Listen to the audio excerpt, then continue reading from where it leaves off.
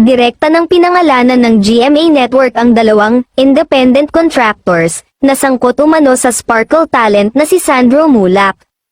Sa inilabas nilang opisyal na pahayag ngayong Huwebes ng hapon, sinabi ng GMA Network na natanggap na nila ang formal na reklamo ni Sandro laban kina Jojo Nones at Richard Cruz.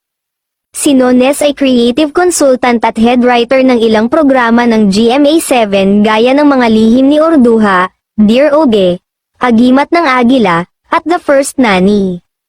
Si Cruz ay head writer naman ng kapuso shows na The Half Sisters, Love at Lies, at The World Between Us, writer at creator din siya sa The Cure, Because of You, at marami pang iba, alinsunod sa kagustuhan ni Sandro. Hindi raw ilalabas ang detalye, nagsimulang kumalat ang balita tungkol sa insidenteng kinasasangkutan ni Sandro at ng dalawang independent contractors ng GMA7 sa pamamagitan ng blind items.